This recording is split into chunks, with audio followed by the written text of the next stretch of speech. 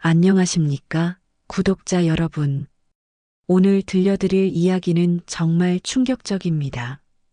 70세 어르신이 가장 믿었던 가족에게 인생 전체를 송두리째 빼앗긴 실화를 바탕으로 한 이야기입니다. 여러분, 혹시 가족이라는 이름으로 무언가를 요구받았을 때 거절하기 어려우셨던 적 있으시죠? 오늘 주인공도 바로 그 가족에 대한 믿음 때문에 모든 것을 잃게 됩니다. 하지만 이 이야기의 진짜 놀라운 부분은 마지막에 있습니다. 과연 무엇일까요? 주인공은 이철수 씨, 올해 70입니다. 새벽 5시, 알람도 없이 눈이 떠집니다. 45년간 용접공으로 살아온 몸이 기억하고 있는 시간이죠. 여보, 벌써 일어나셨어요? 이제 은퇴하셨는데 왜 이렇게 일찍 일어나는 거예요? 부엌에서 아내 김순자 씨의 다정한 목소리가 들려옵니다. 하지만 철수 씨는 이상하게 잠이 오지 않았습니다. 며칠 전부터 계속 불안한 마음이 들었거든요. 괜찮아. 그런데 여보, 준혁이가 요즘 자주 전화하는 게 좀 이상하지 않아? 무슨 소리예요? 아들이 아버지 안부 묻는 게 이상한가요? 사실 철수 씨도 정확히 뭐가 이상한지 말할 수는 없었습니다. 다만 아들 준혁이의 목소리 톤이 평소와 달랐다는 느낌이었죠. 여러분도 이런 경험 있으시죠? 뭔가 이상한데 확실하지 않아서 그냥 넘어가는 순간들 말입니다. 철수 씨는 작은 시골 마을에서 태어나 부모님을 일찍 잃었습니다. 16살부터 남의 집 머슴살이를 하며 용접 기술을 익혔죠. 그때의 기억이 아직도 생생했습니다. 철수야, 내가 아무리 힘들어도 정직하게 살아야 한다. 사람은 믿음으로 사는 거야. 돌아가신 아버지의 마지막 말씀이었습니다. 그 말씀을 가슴에 새기고 45년을 살아왔습니다. 그때는 정말 힘들었지만 희망이 있었습니다. 언젠가는 내 아들만큼은 대학도 보내고 좋은 직장에 취직시켜서 나보다는 편하게 살게 해주고 싶었거든요. 위험한 고층 건물 용접 작업도 마다하지 않았습니다. 한여름 30도가 넘는 공장에서 용접면을 쓰고 하루 12시간씩 일했습니다. 때로는 한 달 동안 집에 들어가지 못하고 지방 공장에서 숙식을 해결하며 일했습니다. 여보, 몸 좀 생각하세요. 요즘 기침이 심해지는 것 같은데. 괜찮아. 준혁이가 대학 들어가면 그때 좀 쉬죠. 이런 대화가 집에서는 일상이었습니다. 부부는 아들 이준혁을 위해 모든 것을 희생했죠. 그 결과 준혁이는 명문대학에 진학했고 대기업에 취직까지 성공했습니다. 그리고 며느리 한지혜 씨와 결혼했을 때는 정말 하늘을 날 것 같았다고 합니다. 아버님, 어머님 덕분에 준혁 오빠가 이렇게 훌륭하게 자란 겁니다. 정말 고맙습니다. 지혜 씨는 첫 만남부터 예의 바르고 다정했습니다. 명절 때마다 손수 음식을 준비해서 찾아왔고 평소에도 안부 전화를 자주 드렸습니다. 하지만 행복한 시간은 오래가지 않았습니다. 아내 순자 씨가 갑작스럽게 뇌출혈로 쓰러진 것이죠. 선생님, 제 아내가 어떻게 된 건가요? 가족분들과 상의하셔야겠습니다. 상황이 매우 심각합니다. 의사의 차가운 대답이 철수 씨의 가슴을 얼어붙게 만들었습니다. 그때부터 2년간의 지옥이 시작되었습니다. 그동안 모아둔 돈을 모두 치료비로 써가며 간병했지만 결국 순자 씨는 철수 씨 곁을 떠나고 말았습니다. 여보, 나 혼자 어떻게 살라고 이렇게 먼저 가십니까? 장례식장에서 철수 씨는 완전히 무너졌습니다. 45년 동반자를 잃은 슬픔은 말로 표현할 수 없었죠. 그런 철수 씨를 위로해준 사람들이 바로 아들 준혁과 며느리 지혜였습니다. 아버지, 혼자 계시면 안 됩니다. 저희가 모시겠습니다. 아버님, 제가 어머님 대신 정성껏 모시겠습니다. 걱정 마세요. 이런 따뜻한 말들에 철수 씨는 큰 위로를 받았습니다. 특히 지혜가 보여준 세심한 배려에 감동했죠.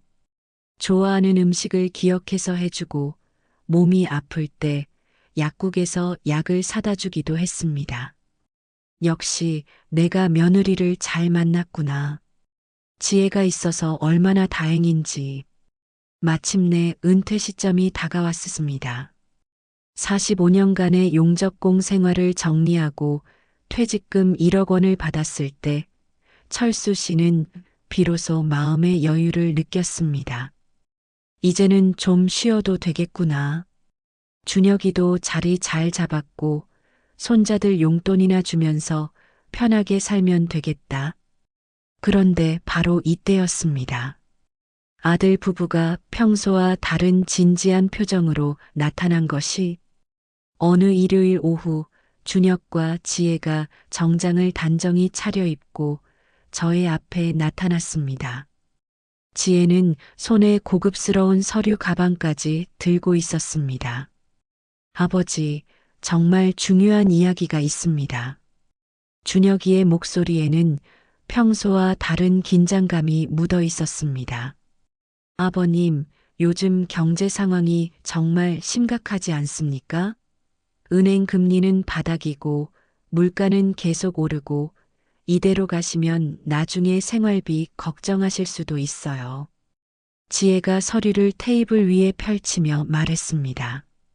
서류에서 나는 새 종이 냄새가 철수 씨의 코 속으로 스며들었습니다. 그래서 저희가 여러 군데 알아봤는데요. 정부에서 보장하는 안정적인 연금보험이 있습니다. 월 수익률이 은행보다 훨씬 좋고 절대 손해볼 일이 없어요. 준혁도 거들었습니다. 아버지, 저도 회사 재정 담당자에게 확인해 봤는데 이런 상품이 요즘 시니어분들 사이에서 대인기라고 하더군요. 철수 씨는 솔직히 이런 금융 상품에 대해서는 잘 몰랐습니다. 평생 땀 흘려번 돈을 은행에 맡기는 것 외에는 투자라는 것을 해본 적이 없었거든요. 그런데 이런 건 복잡하지 않아? 나는 이런 걸 잘 몰라서. 그러자 지혜가 의자를 철수 씨 쪽으로 바짝 당기며 다정하게 말했습니다. 아버님, 걱정하지 마세요. 저희가 모든 서류 작업은 다 해드릴게요. 아버님은 그냥 도장만 찍으시면 돼요. 그런데 이상한 일이 일어났습니다. 지혜가 서류를 설명하는 도중 갑자기 핸드폰이 울렸습니다. 지혜는 당황한 표정으로 전화를 받았습니다. 여보세요? 아, 네. 지금 통화가 좀 어려워서요. 네, 알겠습니다. 통화를 마친 지혜의 얼굴이 순간 굳어졌습니다. 하지만 곧 다시 미소를 지으며 말했습니다. 죄송해요. 급한 일이 생겨서. 그런데 아버님, 이 서류는 오늘 안에 처리해야 해요. 마감이 오늘이거든요. 준혁이 결정적인 한마디를 했습니다. 아버지, 이건 다 아버지를 위한 겁니다. 저희가 아버지를 속일 리가 있겠습니까? 가족인데.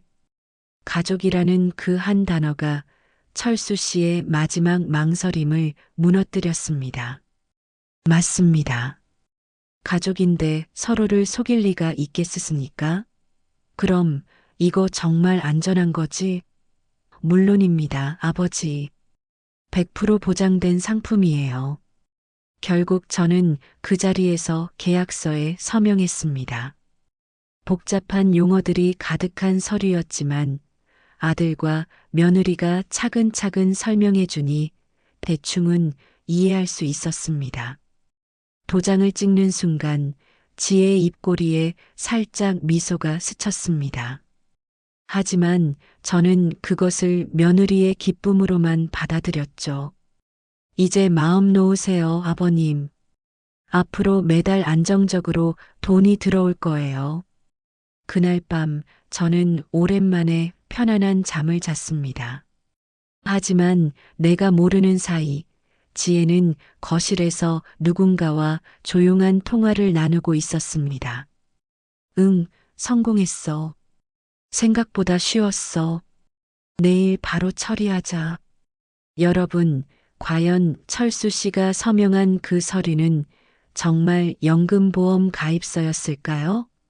그리고 지혜의 그 수상한 전화는 무엇이었을까요? 계약서에 도장을 찍은 그날 밤부터 저는 이상하게 잠이 오지 않았습니다. 뭔가 마음이 불안했거든요. 처음에는 단순히 새로운 일에 대한 걱정이라고 생각했습니다. 아마 나이가 들어서 그런가 보다. 변화를 받아들이기 어려워지는 거겠지. 하지만 사흘이 지나도 그 불안감은 사라지지 않았습니다. 오히려 더 커지고 있었죠. 사흘 후 아침 철수 씨는 평소처럼 은행에 가서 통장 정리를 하려고 했습니다. 연금보험에 가입한 후 잔액이 얼마나 남았는지 확인하고 싶었던 거죠. ATM기에 카드를 넣고 잔액 조회를 눌렀을 때 저의 눈을 의심했습니다. 잔액 영원 처음에는 기계가 고장났다고 생각했습니다. 분명히 며칠 전까지만 해도 1억 원이 있었는데 어떻게 영원이 될 수 있단 말입니까? 손이 떨리는 것을 느끼며 다시 한번 조회해봐도 결과는 같았습니다. 영원. 그것도 모자라 거래 내역을 확인해 보니 3일 전 날짜로 1억 원 전액 출금이라는 기록이 남아 있었습니다. 저는 그 순간 머릿속이 하얗게 변했습니다. 다리에 힘이 빠져서 ATM기 옆 의자에 주저앉아야 했죠. 이게 어떻게 된 일이지? 분명히 연금보험에 가입한 건데. 그제서야 철수 씨는 깨달았습니다. 자신이 서명한 그 계약서가 뭔가 이상했다는 것을요. 급하게 집으로 돌아온 철수 씨는 아들에게 물어봤습니다. 준혁이는 아침 신문을 읽으며 커피를 마시고 있었습니다. 준혁아, 그 연금보험 말인데 내 통장에서 돈이 모두 사라졌어. 이게 어떻게 된 일이야? 준혁은 신문에서 눈을 떼지 않은 채 태연하게 대답했습니다. 아버지, 투자라는 게 그런 겁니다. 일시적으로 계좌에서 돈이 이동하는 거예요. 곧 더 많이 돌아올 테니까 걱정하지 마세요. 그런데 언제쯤 말이야?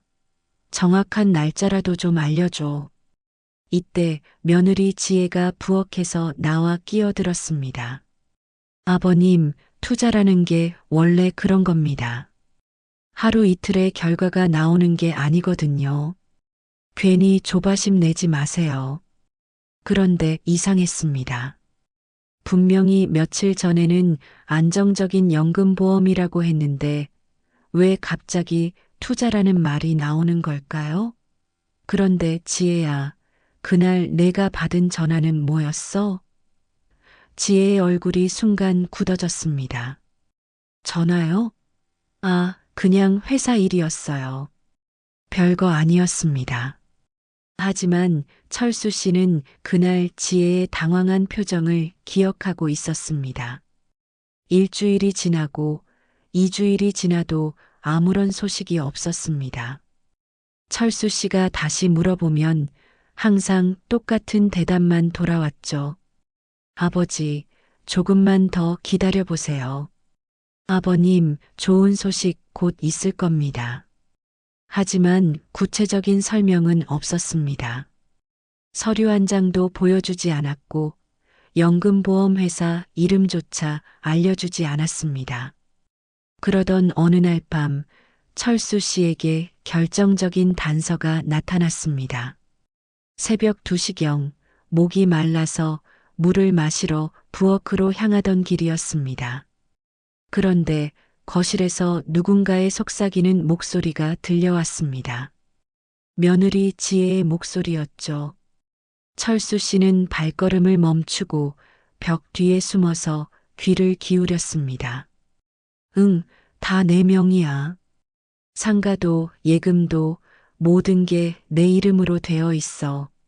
철수 씨의 심장이 쿵쾅거리기 시작했습니다. 시아버지는 아직도 자기 이름으로 투자한 줄 알고 있어. 정말 순진해, 하하. 그 웃음소리가 철수 씨의 가슴을 칼로 찌르는 것 같았습니다. 연금보험? 그런 거 없어. 내가 만든 가짜 서류였다고. 도장만 받으면 끝인 줄 알았는데 정말 쉬웠어. 1억 원? 당연히 다 내가 가졌지. 이 바보 같은 시아버지 덕분에 부자 됐어. 철수 씨는 벽에 기대선 채 숨을 죽이고 들었습니다. 믿고 싶지 않았지만 이제는 부정할 수 없었습니다. 그런데 요즘 자꾸 의심하는 것 같아. 혹시 들킨 건 아니겠지? 괜찮아. 증거는 다 없앴어. 설마 우리를 의심하겠어? 가족인데. 가족인데? 그 말이 철수 씨의 귓가에서 맴돌았습니다. 자신이 그토록 믿었던 그 말이 뭔가 소리가 들려 혹시 시아버지가 일어나신 건 아니야? 지혜가 급하게 통화를 끊는 소리가 들렸습니다.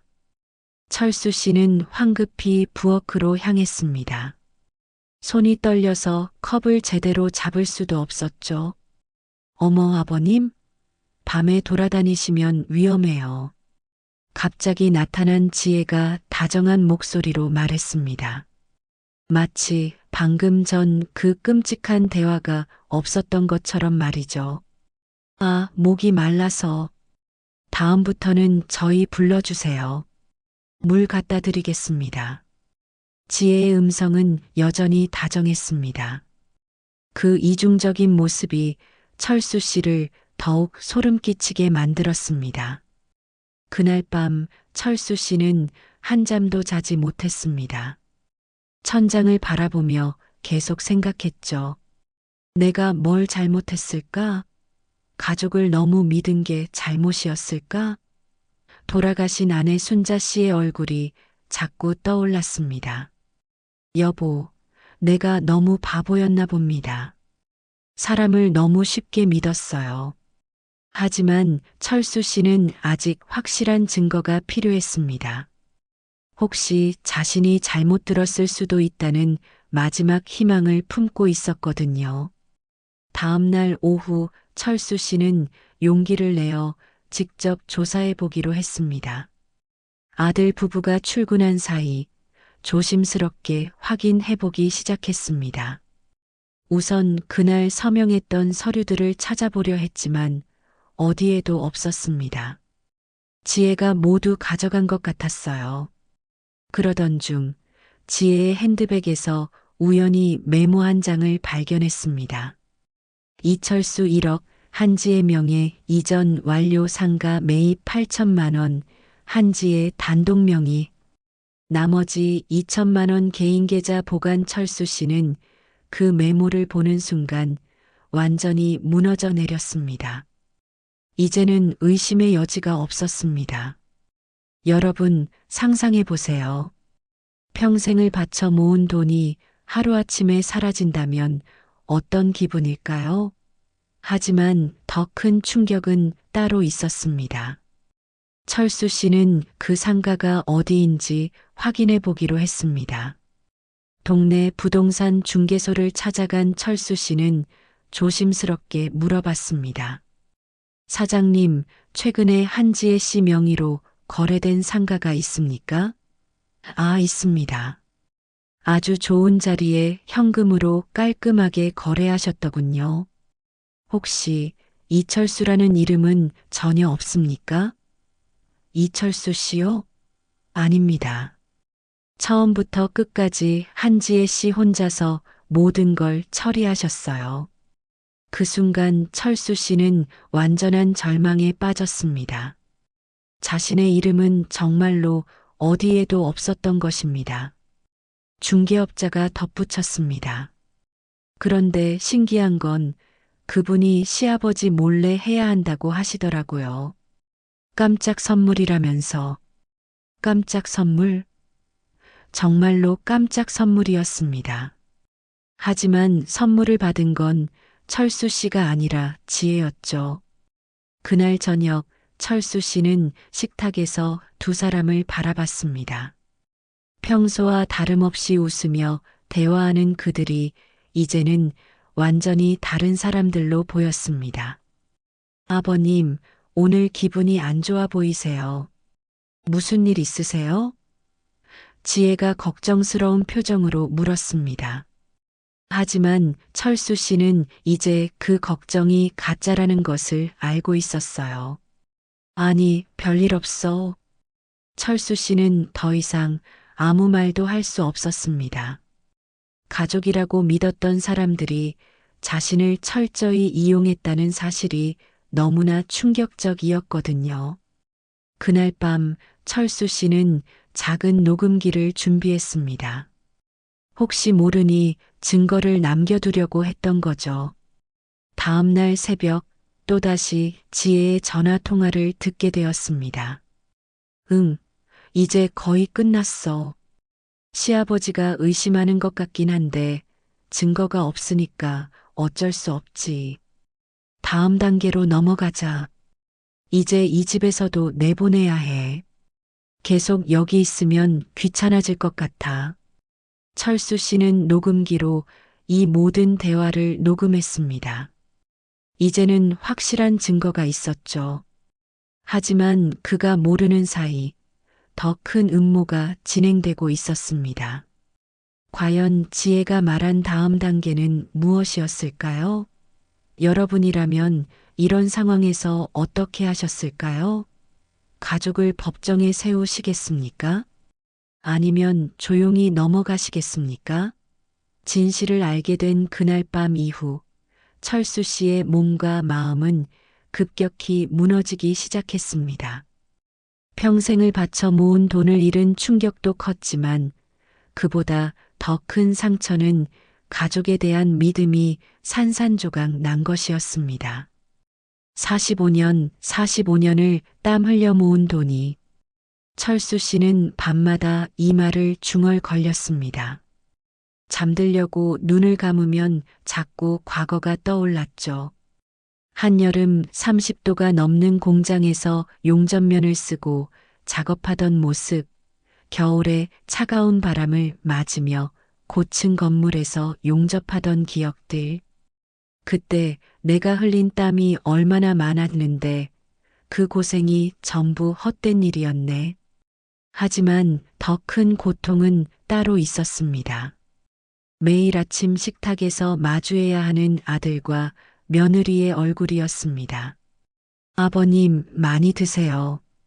요즘 너무 안 드시는 것 같아요. 지혜의 이런 말들이 이제는 귀에 거슬렸습니다. 어떻게 이렇게 태어날 수 있을까요? 며칠째 제대로 먹지 못하고 잠도 자지 못하던 철수 씨에게 드디어 몸의 이상 신호가 나타나기 시작했습니다. 어느 날 아침 화장실에서 양치질을 하던 중 갑자기 극심한 어지러움을 느꼈습니다. 세면대에 손을 짚고 버텼지만 시야가 흐려지면서 구토가 올라왔죠. 우에, 우에. 철수 씨는 세면대에 기대어 한참을 토했습니다. 먹은 것도 별로 없는데 위에서 쓴물만 계속 나왔습니다. 아버지, 괜찮으세요? 아들 준혁이 화장실 문을 두드렸습니다. 괜찮아. 하지만 전혀 괜찮지 않았습니다. 머리는 지끈거렸고 위가 계속 쓰리고 아팠습니다. 무엇보다 가슴 한가운데가 돌덩이로 막힌 것처럼 답답했습니다. 그런데 이때 철수 씨는 우연히 지혜와 준혁이 나누는 대화를 듣게 되었습니다. 여보, 아버지 상태가 심각한 것 같은데 혹시 우리가 한 일을 알아챈 건 아닐까? 설마. 그런데 혹시 모르니까 조심해야겠어. 만약 알게 되면 경찰에 신고할 수도 있잖아. 그럼 어떻게 하지? 일단 병원에 입원시키자. 그러면 시간을 벌 수 있을 거야. 철수 씨는 그 순간 소름이 돋았습니다. 자신의 몸이 아픈 것조차 이들에게는 기회였던 것입니다. 아버님, 병원에 가보셔야겠습니다. 얼굴이 너무 안 좋으세요. 며느리 지혜가 가짜 걱정으로 가득 찬 표정으로 말했습니다. 필요 없어. 그냥 좀 피곤한 것뿐이야. 철수 씨는 고집을 부렸습니다. 하지만 시간이 지날수록 증상은 더욱 심해졌습니다. 이틀 후 새벽 철수 씨는 극심한 복통으로 잠에서 깨어났습니다. 배가 칼로 찌르듯 아팠고 식은땀이 온몸을 적셨죠. 아, 아파. 신음소리를 참으려 했지만 도저히 참을 수 없었습니다.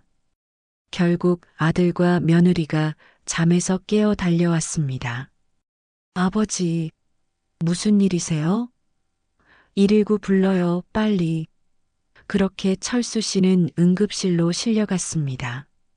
구급차 안에서도 계속 토했고 의식이 흐릿해졌죠. 응급실에서 각종 검사를 받은 후 의사가 진단을 내렸습니다. 심한 스트레스성 장염입니다. 정신적 충격이 너무 커서 몸이 이를 감당하지 못하는 상태입니다. 당분간 절대 안정이 필요합니다. 의사는 조용히 아들 준혁을 따로 불러 말했습니다. 환자분이 최근에 매우 큰 스트레스를 받으신 것 같은데 혹시 무슨 일이 있으셨습니까? 이 정도면 정말 심각한 수준입니다. 준혁은 잠시 당황하는 기색을 보였지만 곧 태연하게 대답했습니다. 특별한 일은 없었는데요. 아마 나이가 드시면서 몸이 약해지신 것 아닐까요? 어머니 돌아가신 후로 많이 우울해 하셨거든요. 의사는 고개를 끄덕였습니다. 그렇다면 가족분들의 관심과 사랑이 더욱 필요한 시기입니다. 혼자 계시면 안 됩니다. 철수 씨는 병실 침대에 누워서 이 모든 대화를 들었습니다. 준혁이 의사에게 거짓말까지 했습니다. 철수 씨는 일주일간 입원했습니다. 그런데 정말 이상한 일이 벌어졌습니다. 그 일주일 동안 단 한 번도 아들이나 며느리가 병문안을 오지 않았던 것입니다. 아버지, 요즘 일이 너무 바빠서요. 주말에 한번 갈게요. 전화로는 이런 말을 했지만 주말에도 나타나지 않았습니다. 같은 병실에 입원한 다른 환자들에게는 가족들이 번갈아가며 찾아왔습니다. 그런 모습을 보면서 철수 씨는 자신의 처지가 더욱 비참하게 느껴졌습니다. 할아버지, 가족분들이 많이 바쁘신가 봅니다. 간호사가 안쓰러워서 말을 걸어왔습니다. 네, 그런가 봅니다. 하지만 철수 씨는 알고 있었습니다. 바빠서가 아니라 자신이 이제 이용 가치가 없어졌기 때문이라는 것을. 병실에서 혼자 지내는 동안 철수 씨는 많은 생각을 했습니다. 내가 뭘 잘못했을까? 아들을 너무 사랑한 게 잘못이었을까? 가족을 너무 믿은 게 바보였을까? 옆 침대에 할아버지가 말을 걸어왔습니다. 어르신, 많이 힘드시죠? 저도 비슷한 경험이 있어서 알 것 같습니다. 비슷한 경험이요? 제 큰아들도 제 재산을 노렸거든요. 다행히 미리 알아차려서 큰 피해는 없었지만요. 그 할아버지는 조용히 조언해 주었습니다. 어르신, 이제라도 늦지 않았습니다. 가족이라고 해서 모든 걸 용서할 필요는 없어요. 어르신도 어르신 인생을 살 권리가 있습니다. 일주일 후 퇴원하는 날, 철수 씨는 택시를 타고 혼자 집으로 돌아왔습니다. 그런데 집 앞에 도착해서 깜짝 놀랐습니다. 대문 앞에 큰 박스들이 여러 개 놓여 있었거든요. 이게 뭡니까? 철수 씨가 대문을 열고 들어가려는데 낯선 중년 여성이 나타났습니다. 청소업체 직원이었습니다. 어머, 할아버지시군요. 마침 정리 다 끝났습니다. 정리요? 무슨 말씀이신지? 그때 안에서 아들 준혁이 나왔습니다. 표정이 평소와 달리 차가웠습니다. 아버지, 퇴원 축하드립니다. 그런데 우리 심각한 이야기 좀 해야겠습니다. 준혁은 철수 씨를 거실로 안내했습니다. 그런데 거실 분위기가 완전히 달라져 있었습니다. 철수 씨가 평소 앉던 안락의자가 없어졌고 그의 개인 물건들이 모두 박스에 담겨 있었습니다. 준혁아, 이게 대체 무슨? 아버지, 솔직히 말씀드리겠습니다. 준혁이 철수 씨의 말을 차갑게 끊었습니다. 애들도 크고 있고 집도 좁습니다. 그리고 아버지 건강도 좋지 않으시잖아요. 이제는 전문적인 케어를 받으시는 게 서로에게 좋을 것 같습니다. 무슨 소리야? 갑자기 웬? 이때 며느리 지혜가 나타났습니다. 평소에 다정한 모습은 온데간데 없고 완전히 다른 사람이 된 것 같았습니다. 아버님, 요양원 알아봤습니다. 시설도 좋고 의료진도 24시간 상주해서 아버님에게는 훨씬 좋을 거예요. 요양원이라고? 나를 요양원에 보내겠다는 거야? 철수 씨의 목소리가 떨렸습니다. 아버님, 현실을 받아들이세요. 계속 여기서 함께 살기에는 여러 가지로 무리가 있어요. 지혜의 목소리에는 일말의 미안함도 없었습니다. 그럼 나는 어디로 가라는 거야? 임시로 원룸 하나 구해뒀습니다. 당분간 거기서 지내시다가 요양원 자리 나면 연락드릴게요. 준혁이 내민 것은 열쇠와 주소가 적힌 쪽지였습니다. 원룸이라고? 나를 원룸에서 살라고? 반지하입니다. 임대료는 한 달치만 미리 내놨고 그 다음부터는 아버지가 알아서 하셔야 합니다. 그 순간 철수 씨는 완전히 무너졌습니다. 자신이 평생을 바쳐 키운 아들이 그리고 딸처럼 아꼈던 며느리가 이렇게 매정할 수 있다는 것이 믿어지지 않았습니다. 내가 너희한테 무슨 죄를 지었기에. 아버지, 감정적으로 굴지 마세요. 이게 현실입니다. 준혁의 목소리에는 일말의 죄책감도 없었습니다. 그런데 이때 철수 씨가 예상치 못한 말을 했습니다. 그래, 알겠다. 하지만 한 가지만 묻겠다. 내 퇴직금은 어떻게 된 거냐? 순간 두 사람의 얼굴이 굳어졌습니다. 그건 아버지가 투자하셨잖아요. 투자? 나는 연금 보험에 가입한다고 들었는데? 아버지, 지금 무슨 말씀을? 철수 씨가 주머니에서 작은 녹음기를 꺼내 들었습니다. 이걸 한번 들어보겠니? 녹음기에서 지혜의 목소리가 흘러나왔습니다. 시아버지는 아직도 자기 이름으로 투자한 줄 알고 있어. 정말 순진해. 두 사람의 얼굴이 새하얗게 변했습니다. 아버지, 그건 이제 됐다. 너희가 나를 내쫓는다면 나도 할 일이 있다.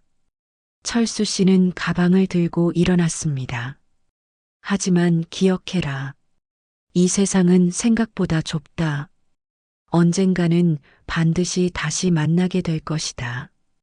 결국 철수 씨는 짐을 들고 집을 나서야 했습니다.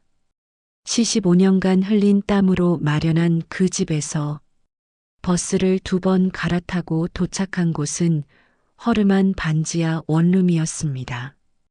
계단을 내려가자 습기 냄새와 곰팡이 냄새가 진동했습니다. 창문도 제대로 없는 세평 남짓한 방이었습니다. 철수 씨는 좁은 침대에 앉아서 2개의 박스를 바라봤습니다. 평생의 소유물이 고작 이것뿐이었습니다. 여보, 당신이 살아있었다면 이런 일이 생겼을까요? 그날 밤 철수 씨는 컵라면으로 저녁을 때웠습니다. 뜨거운 국물을 마시면서 눈물이 흘러내렸습니다. 하지만 그때 철수 씨의 마음 깊은 곳에서 작은 불씨 하나가 꿈틀거리고 있었습니다. 분노와 원망, 그리고 다시 일어서고자 하는 의지. 다음 날 아침 철수 씨는 거울을 보며 다짐했습니다. 이대로 무너질 수는 없다. 70세든 80세든 반드시 다시 일어서겠다. 여러분이라면 이런 상황에서 어떻게 하셨을까요? 포기하고 체념하셨을까요? 아니면 철수 씨처럼 다시 일어설 결심을 하셨을까요? 반지하에서의 첫 주는 정말 지옥 같았습니다. 밤에는 옆방 사람의 코 고는 소리와 위층에서 들려오는 발자국 소리 때문에 잠을 제대로 잘 수 없었고, 낮에는 습기와 곰팡이 냄새 때문에 숨쉬기조차 힘들었습니다. 작은 창문으로는 사람들의 발목만 보였습니다. 철수 씨는 그 발목들을 바라보며 생각했죠.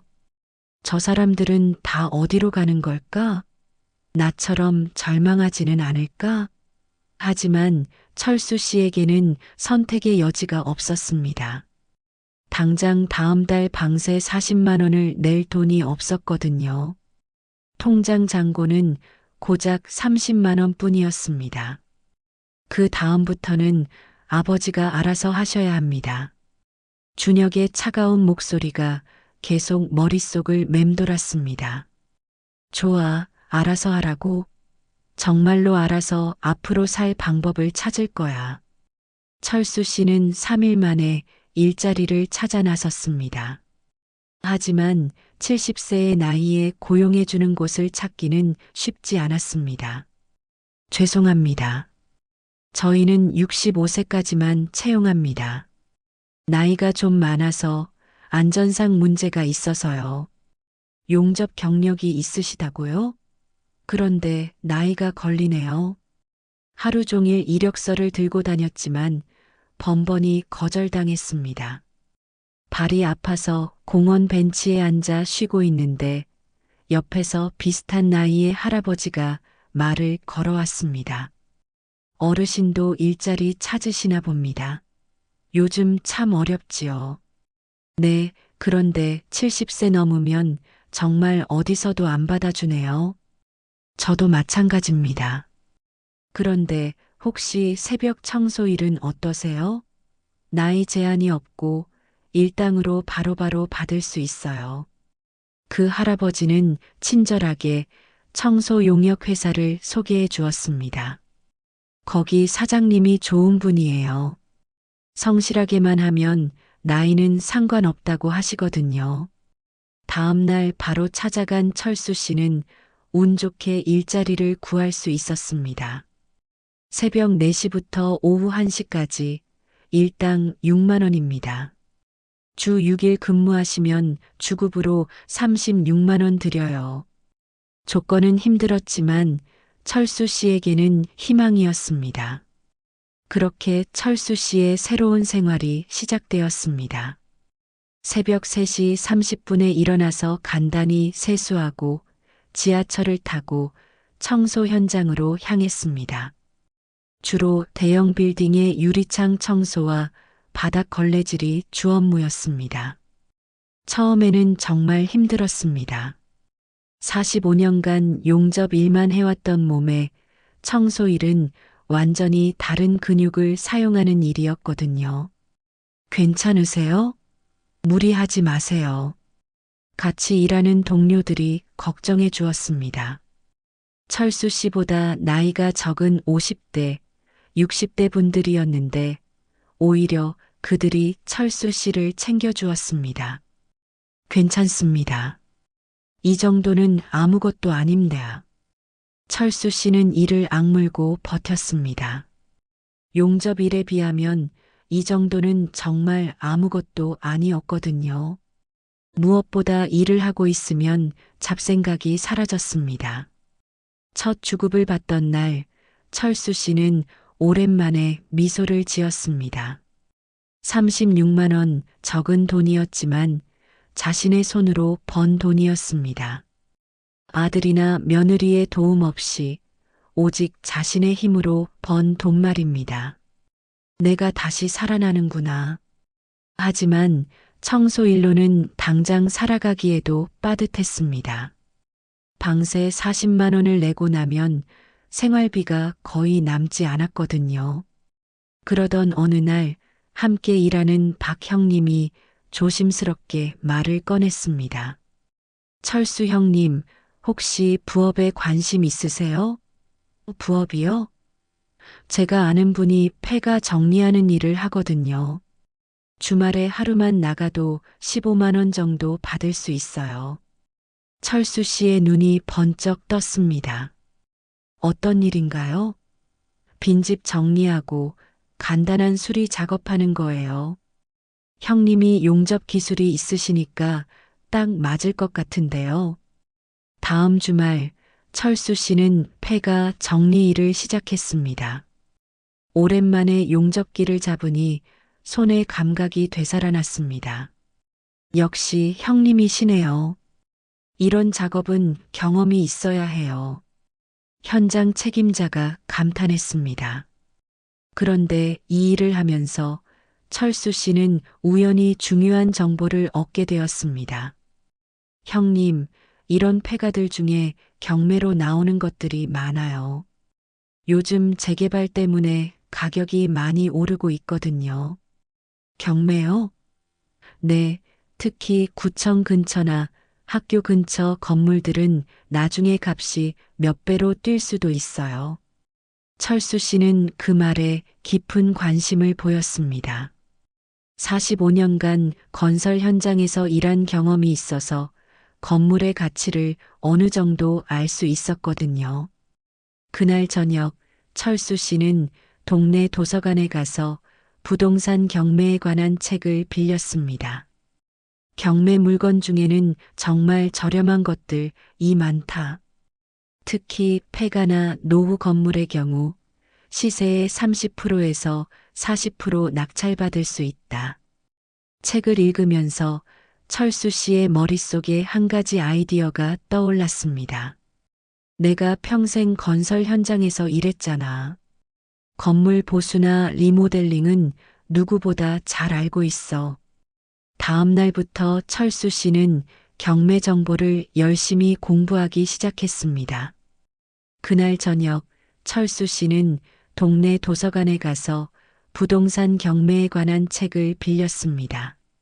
하지만 책만으로는 실제 매물 정보를 얻기 어려웠죠. 요즘은 다 인터넷으로 한다는데 나는 컴퓨터를 잘 몰라서. 마침 옆에서 공부하던 대학생이 철수 씨의 고민을 듣고 도와주겠다고 나섰습니다. 할아버지, 제가 도와드릴게요. 경매 사이트 들어가서 매물 가치 찾아봐요. 그렇게 철수 씨는 젊은 학생의 도움을 받아 경매 매물들을 하나씩 살펴볼 수 있었습니다. 한 달 후 눈에 띄는 매물 하나를 발견했습니다. 땡땡구 땡땡동 단독주택, 시작가 2,800만 원 사진을 보니 정말 폐가 수준이었습니다. 하지만 철수 씨는 직접 그 건물을 보러 갔습니다. 골조는 튼튼해 보이네. 위치도 나쁘지 않고 내부만 제대로 수리하면 충분히 쓸만할 것 같은데. 45년간 건설 현장에서 일한 경험이 그에게 말해주고 있었습니다. 이건 정말 보물이네. 다른 사람들은 모르겠지만 나에게는 기회야. 하지만 문제가 있었습니다. 철수 씨가 가진 돈은 고작 200만 원 뿐이었습니다. 보증금만 해도 80만 원이 필요했고, 만약 낙찰받으면 잔금을 한 달 안에 내야 했습니다. 그때 철수 씨가 찾아간 곳은 조카 지훈의 집이었습니다. 지훈은 철수 씨의 막내 동생의 아들로 어릴 때부터 철수 씨를 친아버지처럼 따랐던 조카였습니다. 삼촌, 어떻게 오셨어요? 정말 오랜만이네요.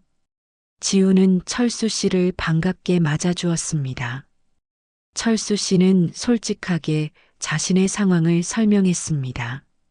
준혁이네 집에서 쫓겨난 일부터 지금 하고 있는 일까지. 그런 일이 삼촌, 너무 힘드셨겠어요. 준혁이 형이 어떻게 그럴 수가 있죠?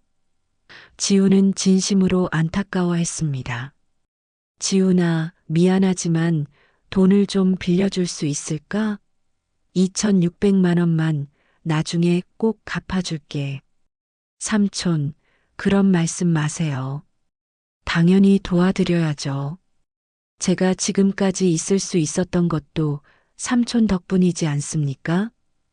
지훈은 흔쾌히 돈을 빌려주었습니다. 그런데 삼촌, 정말 경매로 집을 사실 거예요? 응, 내가 건물을 보는 눈은 있으니까. 실패해도 크게 잃을 건 없고, 성공하면 남은 인생 걱정은 없고. 와, 대단하세요. 70세에 새로운 도전을 하시다니. 조카의 격려에 철수 씨는 용기를 얻었습니다. 경매 당일 철수 씨는 긴장한 마음으로 법원 경매장에 갔습니다. 그 건물에 관심을 보이는 사람은 철수 씨 포함해서 겨우 4명 뿐이었습니다. 1,000만 원으로 시작하겠습니다. 1,500만 원, 2,000만 원. 다른 사람들이 몇 번 입찰하다가 2,500만 원 선에서 포기했습니다.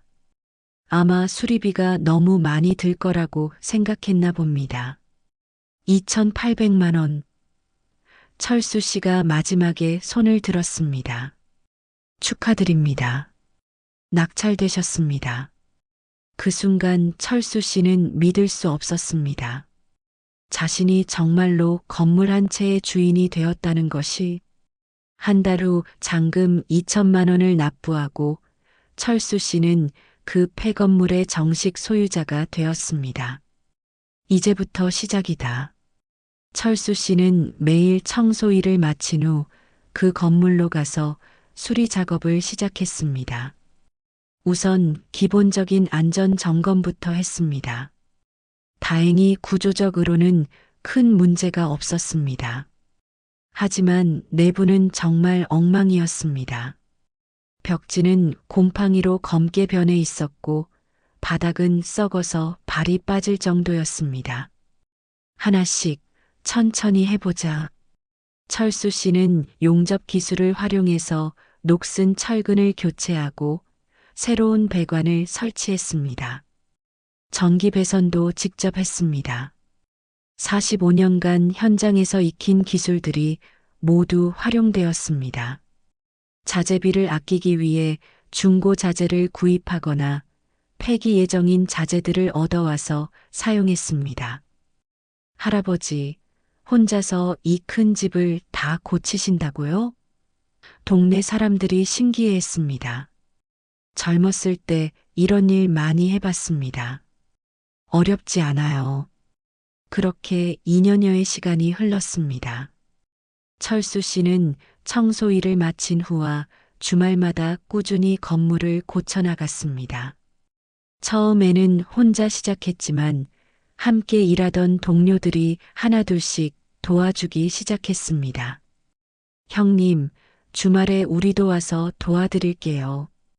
이런 일은 혼자 하시면 안 돼요. 전기 배선은 제가 예전에 해봤으니까 맡겨주세요. 특히 폐가 정리 일을 함께 했던 사람들이 큰 힘이 되었습니다. 자재비는 절약하기 위해 중고자재나 폐기 예정인 자재들을 활용했고요. 그렇게 2년이 지나자 건물이 완전히 달라졌습니다.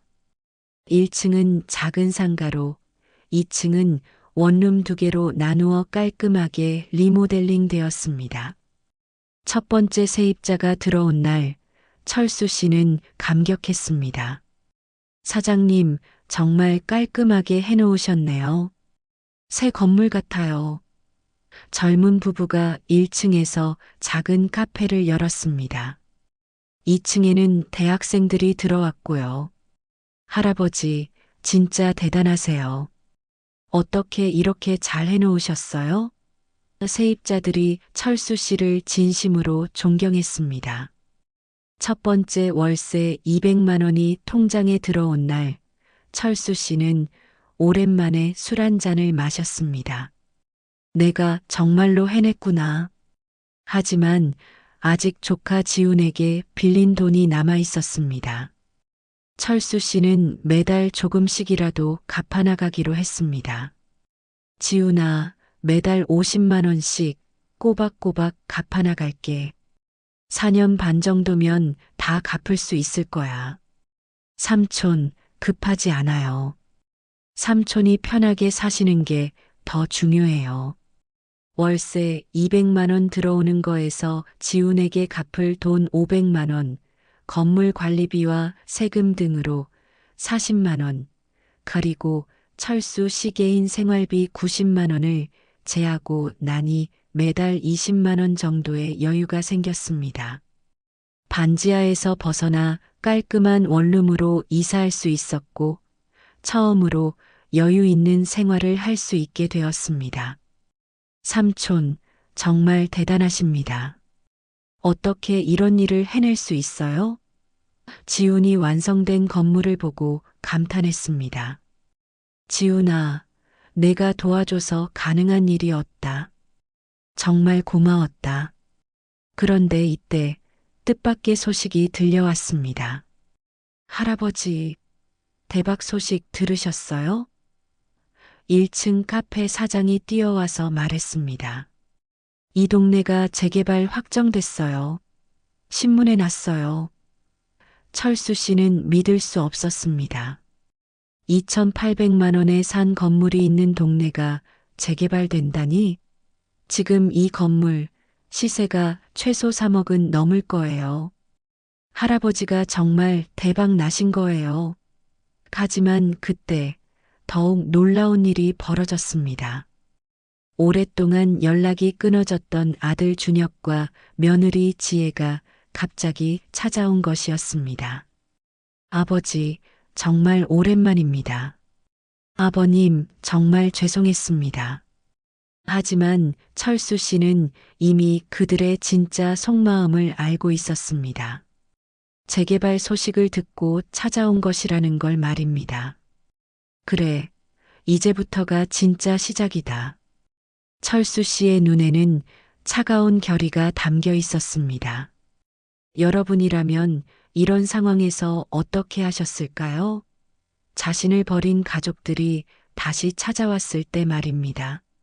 준혁과 지혜가 철수 씨의 건물 앞에 나타났을 때 철수 씨는 전혀 놀라지 않았습니다. 이미 예상했던 일이었거든요. 재개발 소식이 언론에 나간 지 정확히 3일 만의 일이었습니다. 어떻게 여기를 알고 왔느냐? 철수 씨의 목소리는 얼음장처럼 차가웠습니다. 아버지, 저희가 아버지를 얼마나 찾았는지 아세요? 연락도 안 되고 어디 계신지도 몰라서 정말 걱정했어요. 지혜가 눈물을 흘리며 말했습니다. 하지만 철수 씨는 그 눈물이 가짜라는 것을 너무나 잘 알고 있었어요. 걱정이라고? 나를 반지하로 내쫓아 놓고 그동안 연락 한 번 안 한 사람들이? 아버지, 그때는 정말 어쩔 수 없는 상황이었어요. 저희도 경제적으로 어려웠고 순간 철수 씨가 비웃음을 터뜨렸습니다. 경제적으로 어려웠다고? 내 1억 원을 가져놓고? 두 사람의 얼굴이 순간 굳어졌습니다. 아버지, 그건 투자라고 말씀드렸잖아요. 투자? 철수 씨가 주머니에서 작은 녹음기를 꺼내 들었습니다. 이것도 투자라고 할 거냐? 녹음기에서 지혜의 목소리가 선명하게 흘러나왔습니다. 연금보험? 그런 거 없어. 내가 만든 가짜 서류였다고. 시아버지는 정말 순진해. 하하. 두 사람의 얼굴이 새하얗게 변했습니다. 아버지, 그건 이제 와서 변명하지 마라. 철수 씨는 냉정하게 말했습니다. 그런데 신기하네. 그동안 생사도 모르던 아버지가 재개발 소식 나자마자 찾아오다니. 아버지, 정말 그런 게 아니에요. 저희가 진심으로 잘못을 알았어요. 진심? 철수 씨의 목소리에 분노가 스며들었습니다. 진심이었다면 내가 반지하에서 컵라면으로 끼니를 때우고 있을 때 한 번이라도 찾아왔어야지. 그때 1층 카페에서 세입자가 나와 철수 씨에게 인사했습니다. 사장님, 안녕하세요. 오늘도 건물 관리 나오셨어요? 네, 수고하세요. 철수 씨가 다정하게 대답하자 준혁과 지혜는 놀란 표정을 지었습니다. 아버지, 이 건물이 아버지 거예요? 그래. 내가 경매로 사서 직접 수리한 건물이다. 그럼 재개발 보상금도 당연히 내가 받는다. 순간 지혜의 눈빛이 번뜩였습니다. 아버님, 그럼 저희가 도와드릴게요. 보상금 절차가 복잡하니까 철수 씨는 그 말에 크게 웃었습니다. 또 나를 속일 생각이냐? 이번에는 뭘 준비해 왔지? 또 가짜 서류? 아버지, 정말 그런 게 아니에요. 저희가 진심으로 사과하고 싶어서 왔어요. 사과? 철수 씨가 차가운 눈빛으로 두 사람을 바라봤습니다. 그럼 내 1억 원부터 돌려줘라. 그건 지금 당장은 어렵고 역시. 철수 씨는 고개를 저었습니다. 너희는 변하지 않는구나. 그때 조카 지훈이 나타났습니다. 철수 씨와 약속이 있었던 거죠. 삼촌, 오셨네요. 준혁이 형 아니에요? 지훈아. 내가 말했던 그 사람들이다.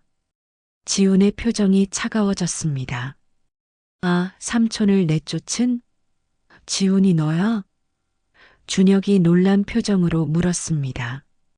네, 준혁이 형. 오랜만이네요. 지훈아, 너도 우리 아버지 편을 들 거야? 그러자 지훈이 단호하게 대답했습니다. 편을 든다고요? 형이 삼촌한테 한 짓을 알고도 그런 말씀을 하세요? 삼촌이 가장 힘들 때 곁에 있어준 건 저예요. 형은 어디 있었죠? 준혁과 지혜는 할 말을 잃었습니다.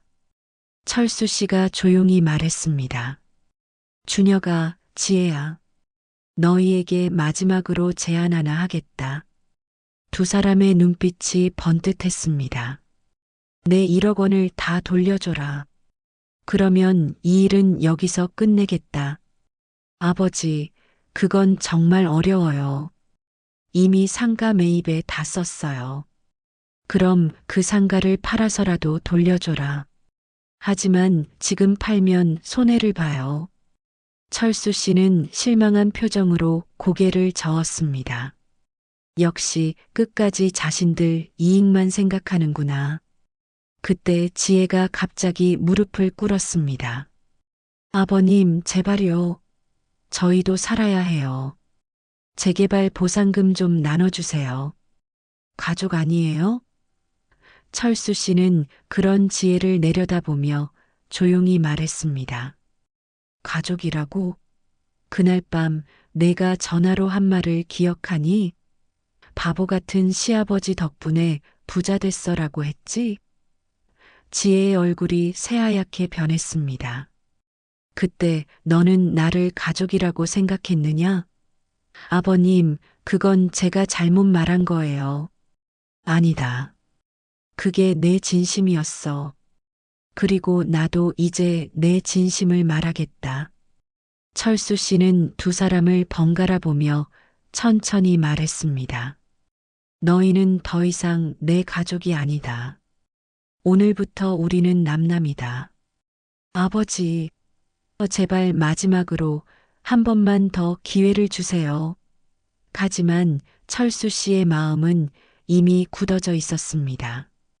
기회? 내가 45년간 흘린 땀으로 준혁이를 키웠고 너희 신혼집까지 마련해줬는데 그것도 모자라니? 내 퇴직금까지 너희에게 맡겨줬는데 그것도 부족했나? 준혁이 급하게 말했습니다. 아버지, 그럼 법적으로라도 아버지 재산의 상속권을 가질 거예요. 상속권? 철수 씨가 비웃었습니다. 상속받을 게 뭐가 있지? 내 모든 재산은 이미 지훈이한테 증여했다. 예. 철수 씨가 서류를 꺼내 보였습니다. 이 건물과 앞으로 받을 보상금, 모든 게 지훈이 이름으로 되어 있다. 그건 그럴 수 없어요. 왜 안 돼? 내 재산을 누구한테 줄지는 내 자유다. 지훈이 놀라서 말했습니다. 삼촌, 이건 너무. 지훈아, 너는 내가 가장 힘들 때 도와준 진짜 가족이야. 이 사람들은 나를 이용만 했지. 그때 갑자기 지혜가 화를 내며 일어났습니다. 아버님, 그럼 저희는 어떻게 살라고요? 조카한테 다 주시면 친아들은 뭐가 돼요? 친아들? 철수 씨의 목소리에 분노가 담겼습니다. 친아들이 아버지를 반지하로 내쫓나? 친아들이 아버지 돈을 훔쳐가나? 그건 너희가 나한테 한 일을 생각해봐라. 나는 너희한테 복수하는 게 아니다. 단지 너희를 잇는 것뿐이야. 철수 씨는 등을 돌리며 마지막 말을 했습니다. 이제 각자 살자. 내가 죽어도 장례식에 오지 마라. 너희는 더 이상 내 자식이 아니니까. 몇 달 후 재개발이 본격적으로 시작되었습니다. 철수 씨는 보상금으로 3억 원을 받았어요. 2,800만 원으로 시작해서 3억 원을 만든 것이었습니다. 하지만 철수 씨에게는 돈보다 더 소중한 것을 얻었습니다. 진짜 가족을 찾은 것이죠. 삼촌, 이렇게 큰 돈을 제가 받아도 되나요? 지훈아, 너는 내가 절망에 빠져 있을 때 유일하게 손을 내밀어 준 사람이야. 피가 섞이지 않았지만 너야말로 내 진짜 아들이다.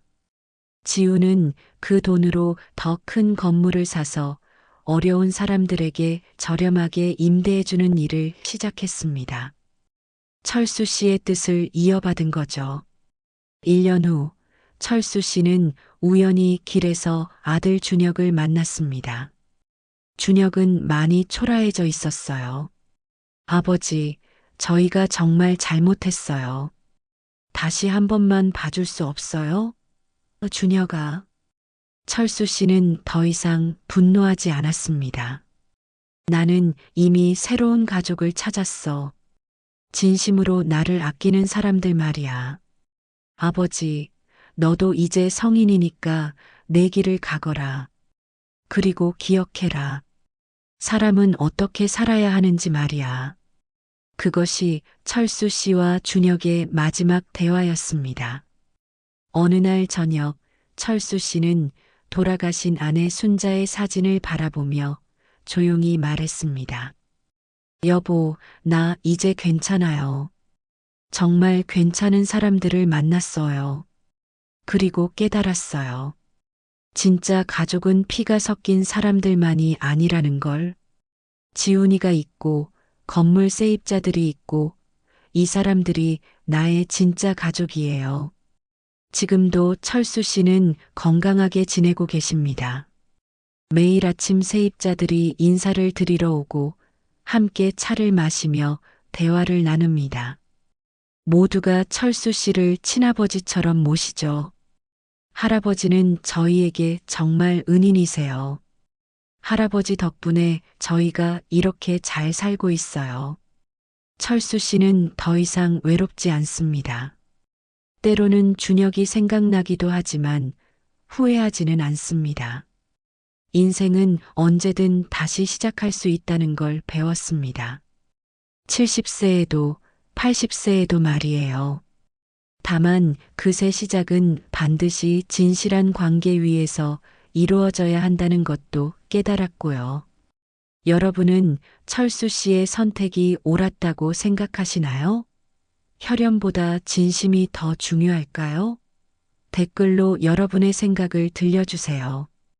가족의 진정한 의미는 혈연이 아니라 서로를 진심으로 아끼고 존중하는 마음에 있다는 것을 철수 씨의 이야기를 통해 다시 한번 깨닫게 됩니다. 끝까지 들어주셔서 감사합니다. 구독과 좋아요, 그리고 댓글로 여러분의 소중한 의견을 들려주세요.